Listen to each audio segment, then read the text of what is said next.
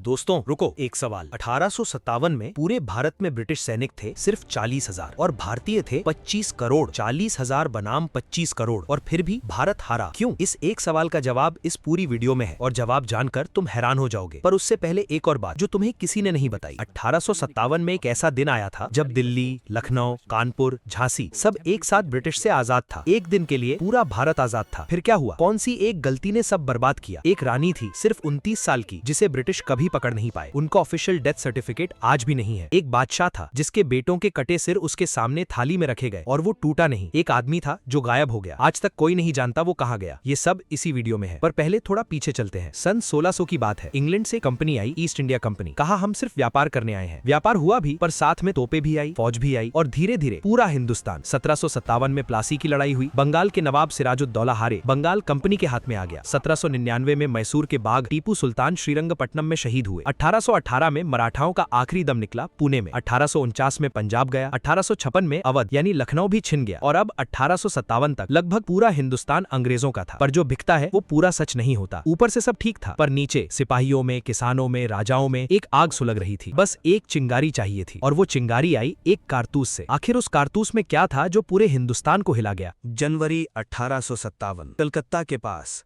दमदम छावनी। एक दोपहर में एक बात हुई, बहुत छोटी सी। एक सिपाही पानी पी रहा था। पास बैठे एक ब्राह्मण ने उसे रोका। तुम नए कारतूस छूते हो, तुम अपवित्र हो। उस सिपाही ने पूछा, क्यों? कारतूस में क्या है? जो जवाब मिला उसने पूरे हिंदुस्तान को हिला दिया। अंग्रेजों ने उस समय एक नई बंदूक दी थी, एनफील्ड P53 राइफल। उसके कारतूस को इस्तेमाल से पहले मुंह से काटना पड़ता था और उस कारतूस पर लगी थी गाय और सुअर की चर्बी। हिंदू सिपाही के लिए गाय माता है, मुंह में लेना पाप। मुसलमान सिपाही के लिए सुअर हराम है, छूना भी गुनाह। एक कारतूस, दो धर्म और लाखों सिपाहियों का टूटा हुआ भरोसा। पर यहाँ रुको, एक ऐसी बात है जो टेक्स्ट बुक में नहीं है। अब यहाँ एक बात और जानो। अंग्रेजों को पहले से पता था। सिपाहियों ने चिट्ठी लिखी थी, शिकायत की थी। अंग्रेज अफसरों ने वो चिट्ठी पढ़ी और रख दी। कोई जवाब नहीं, कोई बदलाव नहीं। ये लापरवाही थी या जानबूझकर किया गया था? ये सवाल आज भी बहस में है। 29 मार्च 1857 बैरकपुर छावनी, बंगाल। 34वीं बंगाल नेटिव इन्फेंट्री में एक सिपाही था। नाम था मंगल पांडे, उम्र करीब 30 साल। उस दिन वो परेड ग्राउंड पर आया। आंखें लाल थीं, हाथ कांप रहे थे, डर से नहीं गुस्से से। उसने अपनी बंदूक उठाई और ब्रिटिश लेफ्टिनेंट बॉ पर गोली चला दी। बॉ घायल हुआ। साथी सिपाहियों ने साथ नहीं दिया। मंगल पांडे अकेले खड़े रहे। 8 अप्रैल 1857 को मंगल पांडे को फांसी दी गई। पर यहाँ एक बात ध्यान देना, अंग्रेजों ने फांसी की तारीख 18 अप्रैल से बदलकर 8 अप्रैल कर दी, 10 दिन पहले। क्यों? क्योंकि उन्हें डर था कहीं साथी सिपाही मंगल पांडे को छुड़ा न ले। एक अकेले सिपाही से पूरी ब्रिटिश एम्पायर डरी। मंगल पांडे गए, पर जो आग उन्होंने जलाई वो 32 दिन बाद एक ऐसी रात बन गई जिसने पूरी ब्रिटिश एम्पायर को खपा दिया। वो रात थी 10 मई 1857 की। और उस रात जो हुआ वो इसलिए हुआ क्योंकि एक जनरल सो गया था। हाँ, सच में सो गया था। 9 मई 1857 मेरठ। 85 सिपाहियों ने कारतूस इस्तेमाल करने से साफ मना कर दिया। कोर्ट मार्शल हुआ, सजा मिली 10 साल की कैद। उनके सामने हजारों साथियों के सामने उनकी वर्दी उतारी गई, जूते निकाले गए, हाथों में बीड़ियां डाली गईं। वे 85 सिपाही कुछ नहीं बोले पर उनकी आंखें बोल रही थी। अब यहाँ एक बात और जो बहुत कम लोग जानते हैं। मेरठ में उस दिन 2200 ब्रिटिश सैनिक थे और विद्रोही सिपाही थे 2357, यानी संख्या लगभग बराबर थी। और जो ब्रिटिश जनरल था, जनरल ह्यूएट, उसे शाम को एक कॉन्फिडेंशियल रिपोर्ट मिली कि आज रात कुछ हो सकता है। जनरल ह्यूएट ने वो रिपोर्ट पढ़ी और सो गए। 10 बजे रात को उनके बंगले की खिड़की की रोशनी बुझी और ठीक उसी वक्त मेरठ की छावनी जल उठी। 10 मई 1857 रविवार की शाम ब्रिटिश अफसर चर्च में थे, क्लब में थे, आराम में थे। 3rd बंगाल लाइट कैवलरी के सिपाहियों ने पहला कदम उठाया। वे जेल की तरफ निकले, दरवाजे तोड़े, 85 साथियों को आजाद कराया। फिर वो उस रात दिल्ली की तरफ चल पड़े, हाथ में तलवार, सीने में जुनून। 40 मील का सफर रात भर में। 11 मई 1857 सुबह सूरज निकलने से पहले यमुना के घाट पर मेरठ के सिपाही दिल्ली पहुंचे। लाल किले का लाहौरी गेट खुला, सिपाही अंदर गए। बहादुर शाह जफर के महल में एक सिपाही ने आगे बढ़कर कहा, हुजूर, आप हिंदुस्तान के बादशाह हैं, हम अंग्रेजों से लड़ेंगे, आप हमारा नेतृत्व करो। बहादुर शाह जफर 82 साल के बुजुर्ग शायर थे, सूफी थे। उन्होंने 3 बार मना किया था पर सिपाहियों ने धमकी दी, अगर आपने नेतृत्व नहीं लिया तो किले को आग लगा देंगे। जफर डरे और उन्होंने हाँ कह दी। शाम तक पूरी दिल्ली सिपाहियों के हाथ में थी। बहादुर शाह जफर हिंदुस्तान के बादशाह घोषित हो गए। पर ये नेतृत्व डर से था, दिल से नहीं। और आगे चलकर यही क्रांति की सबसे बड़ी कमजोरी बनी। पर अभी दिल्ली को छोड़ो, क्योंकि इसी दौरान एक 29 साल की औरत अपना किला बचाने के लिए खड़ी हो रही थी और उसकी कहानी इस पूरी क्रांति की सबसे शॉकिंग कहानी है। अब मैं तुम्हें एक ऐसी शख्सियत के बारे में बताता हूँ जिनके बारे में जितना भी पढ़ो कम है। उनका नाम था रानी लक्ष्मीबाई और 1858 में जब उन्होंने अंग्रेजों से लड़ाई लड़ी तब वो सिर्फ 29 साल की थी। 29 साल। और उन्होंने ब्रिटिश के सबसे खतरनाक जनरल को 3 महीने तक हराए रखा। पर उनकी कहानी में एक ऐसा पल है जो आज भी मिस्ट्री है। उनकी मौत का ऑफिशियल रिकॉर्ड आज भी नहीं है। पूरी बात सुनो। उनका असली नाम था मणिकर्णिका। जन्म 19 नवंबर 1828 को बनारस में हुआ। बचपन से ही घुड़सवारी, तलवारबाजी, निशानेबाजी सब सीखा। पेशवा के दरबार में जब खेलती थी तो नाना साहेब और तात्या टोपे भी साथ। ये तीनों बचपन के दोस्त थे जो आगे चलकर 1857 के साथी बने। 1842 में झांसी के महाराज गंगाधर राव से विवाह हुआ। अब वो बन गईं रानी लक्ष्मीबाई। 1851 में उनका बेटा पैदा हुआ और 3 महीने में चल बसा। 1853 में महाराज गंगाधर राव भी नहीं रहे। रानी ने एक दत्तक पुत्र लिया, दामोदर राव, पर अंग्रेजों के पास था लॉर्ड डलहौजी का डॉक्ट्रिन ऑफ लैप्स। इस कानून के मुताबिक अगर राजा का खुद का बेटा नहीं है तो राज्य कंपनी का हो जाएगा। दत्तक पुत्र को कोई हक नहीं। झांसी कंपनी ने ले ली। रानी ने लंदन तक पिटीशन भेजी, कोई जवाब नहीं आया। तब उन्होंने कहा, मैं अपनी झांसी नहीं दूंगी। मार्च 1858 जनरल सर ह्यू रोज अपनी 4000 की ट्रेंड सेना लेकर झांसी के दरवाजे पर था। रानी के पास थे 14,000 सिपाही, जिनमें ज्यादातर अनट्रेंड थे। रोज ने सोचा, एक छोटा सा राज्य, एक औरत, कुछ दिनों में खत्म। वो गलत था। 12 दिन तक झांसी किला लड़ता रहा। रोज की सेना बार बार हमला करती पर किला नहीं टूटा। रोज ने बाद में अपनी डायरी में लिखा, मुझे नहीं पता था कि एक औरत इस तरह लड़ सकती है। 4 अप्रैल 1858 झांसी का दरवाजा टूट गया, पर रानी गईं ऐसे नहीं जैसे हारते हैं। और यहाँ एक ऐसा किरदार सामने आया जिसे इतिहास ने भुला दिया। उनकी खास सिपाही थी झलकारी बाई, जिसकी शक्ल रानी से मिलती थी। झलकारी बाई ने रानी के कपड़े पहने और ब्रिटिश सोल्जर्स की तरफ चली गई। मैं रानी हूँ, कहा उसने। अंग्रेज उसे पकड़ने में लग गए और उसी डिस्ट्रैक्शन में असली रानी अपने घोड़े बादल पर दामोदर राव को पीठ से बांधकर किले की दीवार से कूद गई। वो रात के अंधेरे में कालपी की तरफ निकली। कालपी में तात्या टोपे से मिली, फिर ग्वालियर। 17 जून 1858 ग्वालियर के पास कोटा की सिराई। रानी का घोड़ा नया था। वो एक नाला पार नहीं कर रहा था। पीछे से ब्रिटिश कैवलरी आ रही थी। रानी ने घोड़ा घुमाया और कैवलरी की तरफ दौड़ पड़ी। उस आखिरी लड़ाई में रानी ने अकेले 4 ब्रिटिश सैनिकों को मारा। फिर 2 गोलियां लगीं। वो गिरीं। साथियों ने उन्हें उठाया, एक जलती चिता में रख दिया ताकि अंग्रेज उनके शव का अपमान न कर सके। और यहाँ एक बात और जो बहुत कम किताबों में है, ब्रिटिश के ऑफिशियल रिकॉर्ड्स में आज भी लिखा है, Rani Lakshmibai status believed dead. Believed यानी उन्हें भी यकीन नहीं था। उनका शव कभी नहीं मिला। जनरल रोज ने बाद में लिखा, वो इस भारत की सबसे खतरनाक दुश्मन थी और इस जंग की सबसे बहादुर इंसान। उसने आदमी लिखा, औरत नहीं। शायद उसे औरत तक कहना गवारा न था। अब लखनऊ चलते हैं, जहाँ एक और औरत 87 दिन तक पूरी ब्रिटिश एम्पायर को रोके रखे खड़ी थी। लखनऊ अवध की राजधानी। 1856 में अंग्रेजों ने नवाब वाजिद अली शाह को जबरन कलकत्ता भेज दिया। उनका जुर्म, उन्हें नाच, संगीत, शायरी पसंद थी। नवाब चले गए पर उनकी बेगम हजरत महल नहीं गईं। बेगम हजरत महल के बारे में एक बात जो बहुत कम लोग जानते हैं, यहाँ रुको, ये जानकर तुम हैरान हो जाओगे। वो पहले नवाब के दरबार की एक डांसर थी, फिर नवाब की महिला बनी और 1857 में वही डांसर एक पूरी ब्रिटिश एम्पायर के सामने खड़ी हो गई। उन्होंने अपने 10 साल के बेटे बिरजिस कद्र को अवध का नवाब घोषित किया और कहा, लड़ेंगे। 1 जुलाई 1857 ब्रिटिश रेजिडेंसी लखनऊ का वो कंपाउंड जहां ब्रिटिश अफसर, उनके परिवार और कुछ फौजी थे, घिर गई। अंदर थे 1700 ब्रिटिश और 700 सिविलियंस। बाहर थी बेगम हजरत महल की सेना। 14 जुलाई को चिन्हुट की लड़ाई में बेगम की सेना ने ब्रिटिश फोर्सेस को हरा दिया। British chief commissioner sir Henry Lawrence एक गोले की चपेट में आए, मर गए। 87 डेज, ये सोचो 87 दिनों तक। और 87 दिनों में रेजिडेंसी के अंदर 1000 से ज्यादा लोग मरे, गोलों से नहीं, बीमारी से। कॉलेरा, स्मॉल पॉक्स, डिसेंट्री, बच्चे भी, औरतें भी। दीवारों पर टैली मार्क्स थे, हर दिन का हिसाब। बाहर पूरा अवध अपनी आजादी के लिए लड़ रहा था। 25 सितंबर 1857 को जनरल हैवलॉक कानपुर से आकर रेजिडेंसी तक पहुंचे, थोड़ी राहत। 17 नवंबर 1857 को जनरल कॉलिन कैम्बल की बड़ी सेना आई। रेजिडेंसी का घेरा टूटा पर बेगम हजरत महल ने नहीं माना। मार्च 1858 तक लड़ाई जारी रखी। जब लखनऊ गया वो नेपाल चली गयी। 1879 में काठमांडू में उनका इंतकाल हुआ। वहाँ उनकी कब्र है, एक रानी की कब्र जो अपने घर से दूर परदेश में दफन हुई, कानपुर, गंगा के किनारे। नाना साहिब, असली नाम धोंदूपन, पेशवा बाजीराव द्वितीय के दत्तक पुत्र। जब कंपनी ने पेंशन बंद की वो लंदन तक गए पिटीशन लेकर, कोई सुनवाई नहीं। 5 जून 1857 को नाना साहिब ने कानपुर गैरिसन घेर ली। जनरल सर ह्यू व्हीलर की सेना 3 हफ्ते तक घिरी रही। 27 जून 1857 को व्हीलर ने सरेंडर किया। और अब एक ऐसी बात जो तुम्हें हैरान कर देगी, नाना साहेब आज तक गायब हैं। ब्रिटिश ने 1857 से 1877 तक पूरे 20 साल उन्हें ढूंढा, इंडिया में, नेपाल में, बर्मा में। 1877 में ब्रिटिश रिपोर्ट में लिखा, Nana Saheb is presumed dead but whereabouts unknown. कोई शव नहीं, कोई कब्र नहीं, कोई प्रूफ नहीं। नाना साहेब इतिहास का सबसे बड़ा मिस्ट्री, आज तक कोई नहीं जानता वो जिंदा गए या मरे। और अब बिहार, जहाँ एक 80 साल का बूढ़ा ऐसा काम करने वाला है जो सुनकर तुम्हारी आंखें नम हो जाएंगी।